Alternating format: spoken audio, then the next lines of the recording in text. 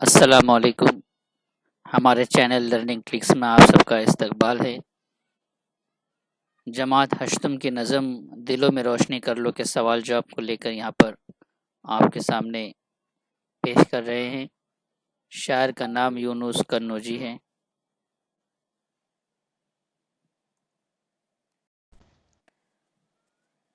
شروع کرتے ہیں نظم کے سوال جواب۔ نظم کا بغور مطالعہ کر کے ذیل کی سرگرمیاں مکمل کیجیے۔ پہلا، جان پہچان کی مدد سے نظم دلوں میں روشنی کرو کہ شاعر کا شبکی خاکہ مکمل کیجیے۔ شاعر کا نام اور تخلص، تو شاعر کا نام محمد یونس بیگ، تخلص یونس ہے، پیدائش 1926 اور انتقال 1983۔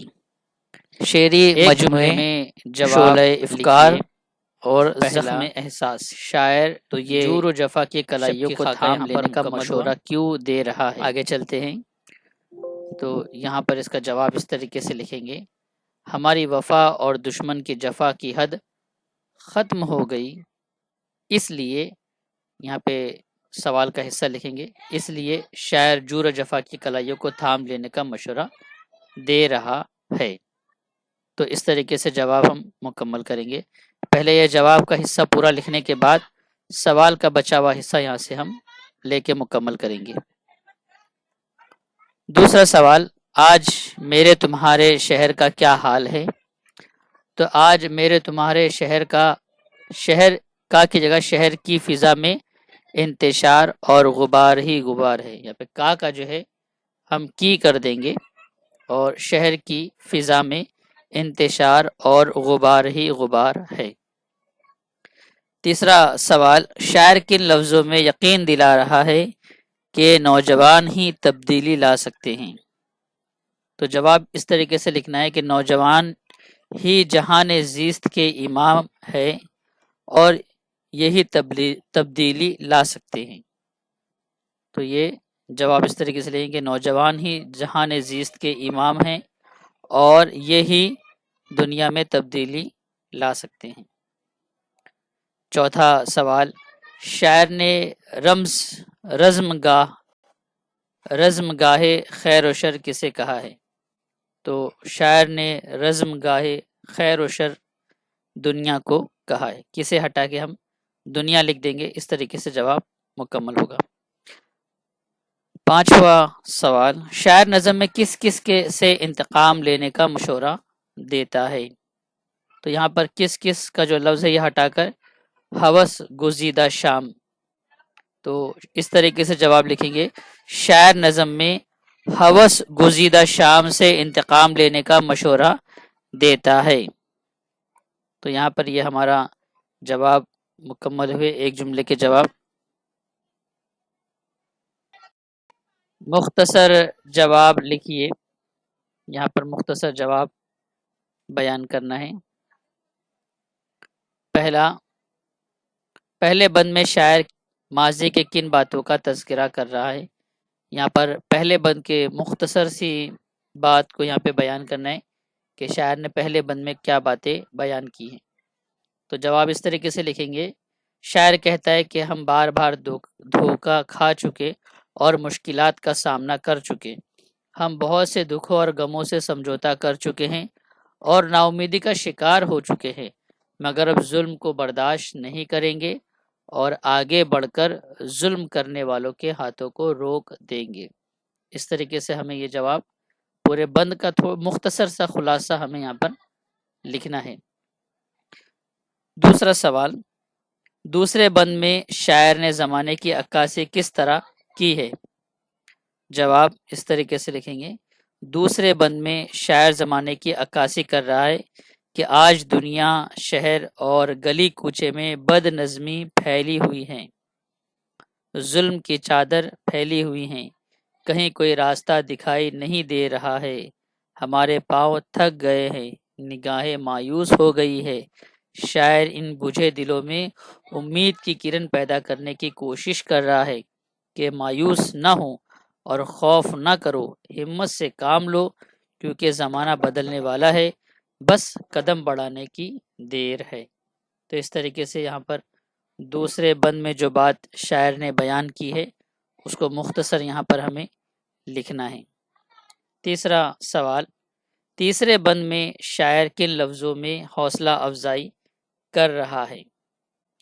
تو یہاں تیسرے شعر میں شاعر کہہ رہا ہے کہ وہ لوگ جو ضمیر بیچ چکے اور انہوں نے ظلم سے ہاتھ ملا لیا، ان سے کچھ امیدیں وابستہ مت کرو، ان سے دوستی ٹھیک نہیں، ہماری ٹھوکروں میں تخت و تاج ہے، ہمیں صرف حوصلہ اور ہمت کی ضرورت ہے، اگر ہم اٹھ کھڑے ہوئے تو پھر دنیا کا نظام کو بدلنا آسان ہے۔ اس طریقے سے ہم تیسرے بند کی سوال کے جواب کو یہاں مکمل کریں گے۔ تو اس طریقے سے تینوں مختصر جواب مکمل ہوئے۔ آگے ہم چلتے ہیں۔ مفصل جواب لکھیے۔ نظم کا پیغام اپنے لفظوں میں لکھیے۔ پوری نظم میں کیا بات شاعر نے کہی ہے اس کو یہاں پر ہمیں تفصیلاً بیان کرنا ہے۔ تو دلوں میں روشنی کر لو میں شاعر کہتا ہے کہ ہم بار بار فریب کا شکار ہو چکے اور بہت تکلیفیں برداشت کر چکے، ہم نا امیدی کا شکار ہو چکے، مگر اب ظلم کے سلسلے کو ختم کرنا ہوگا، اٹھ کھڑے ہو کر ظالموں کی کلائیوں کو مروڑنا ہوگا۔ ہر شہر میں بدنظمی ہے، ہر طرف ظلم کا اندھیرا ہے، اس لیے ہمیں مایوسی کا دامن چھوڑ کر اپنے دل سے خوف ہراس نکال کر آگے قدم بڑھانا ہوگا۔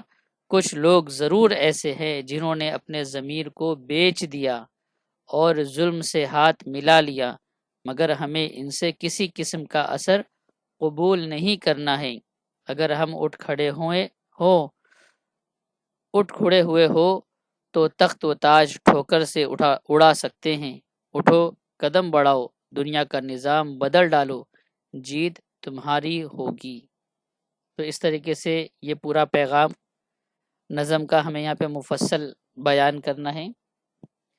چلتے ہیں اگلے سوال کی طرف۔ زور و قلم، یہاں پر کچھ مصرے ہیں اس کی وضاحت کرنا ہے۔ پہلا، یقین کرو کہ تم جہان زیست کے امام ہوں، اس مصرے کی وضاحت کیجیے۔ یعنی یہ جو مصرع ہے، یقین کرو کہ تم جہان زیست کے امام ہوں، شاعر اس لائن سے، اس مصرے سے کیا چاہتا ہے؟ تو جواب اس طریقے سے لکھنا ہے کہ شاعر کہتا ہے کہ دنیا میں انتشار اور بدنظمی ہے، زندگی اندھیرے میں بھٹک رہی ہے، اس کے باوجود ہمیں اندھیرے کو دور کرنا ہے، زمانہ تم سے امید لگائے بیٹھا ہے، زندہ دلوں کی دنیا کے امام تم ہو، قدم بڑھاؤ اور دنیا کو بدل ڈالو۔ یہاں پر یہ شاعر اس مصرے سے ہمیں پیغام دے رہا ہے۔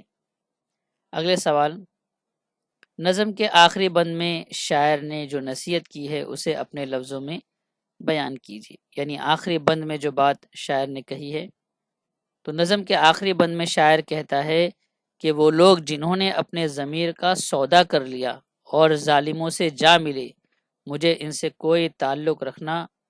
سے تعلق رکھنا بیکار ہے، ایسے لوگوں سے امید نہ رکھو اور ہمت سے قدم بڑھاؤ اور دنیا کا نظام بدل ڈالو۔ یہ وہی بات جو مختصر جواب کے آخری حصے میں تھی، وہی جواب کا کچھ حصہ ہم کو یہاں پر ملے گا۔ اگلا سوال، ہوس گزیدہ شام سے سحر کا انتقام لو، اس مصرے میں استحسانی وضاحت کیجیے۔ تو یہاں پر اس کی وضاحت کرنا ہے، شاعر نے بڑی خوبصورتی کے ساتھ ایک پیغام دیا ہے کہ ہر طرف صرف برائی کا اندھیرا پھیلا ہوا ہے، اسے ختم کرنا ہوگا، اس لیے نوجوانوں اٹھو اور برائی کا خاتمہ کر ڈالو۔ یہ یہاں پر پیغام ہے، اس کی وضاحت اس طریقے سے ہمیں کرنی ہوگی۔ لغت کا استعمال، نظم سے ہم معنی الفاظ تلاش کر کے لکھیے۔ تو ہمیں نظم میں سے ایسے الفاظ تلاش کرنا ہے جو ایک ہی معنی رکھتے ہیں، یعنی معنی ایک جیسے لیکن الفاظ الگ الگ ہے۔ تو اس میں غم اور علم، یہ دونوں کے معنی ایک ہی ہے۔ غم کے معنی جو افسوس اور غم وہی ہے، علم کا مطلب بھی غم کے معنی میں ہی آتا ہے۔ اسی طریقے سے جفا اور جور بھی جو ہے جو لفظ جفا بے وفائی کے معنی میں ہی آتا ہے۔ تو اس طریقے سے یہ ہم معنی الفاظ ہمارے یہ ہو گئے۔ اگلے سوال کی طرف آتے ہیں۔ دیے ہوئے الفاظ کو حرف تہجی کی ترتیب سے لکھیے۔ یہاں پر ہم کو علم، آزما، اب، آگ، اداس، انتشار اور آرزو، اس طریقے سے یہ ہمیں الفاظ دیے ہوئے ہیں اور اسے ہمیں ترتیب وار حرف تہجی کے مطابق لکھنا ہے۔ تو پہلے ہم الف مد آ سے جو لفظ شروع ہو رہے وہ لے لیں گے۔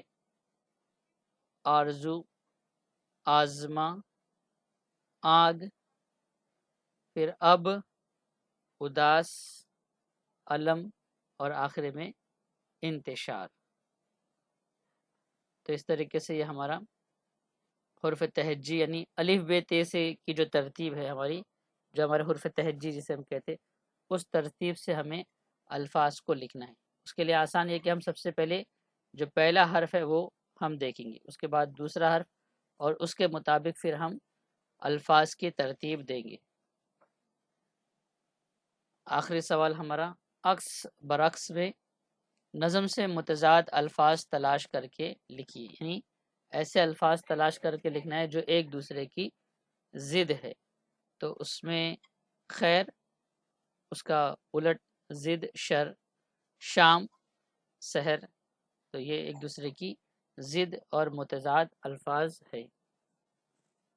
آگے چلتے ہیں۔ تو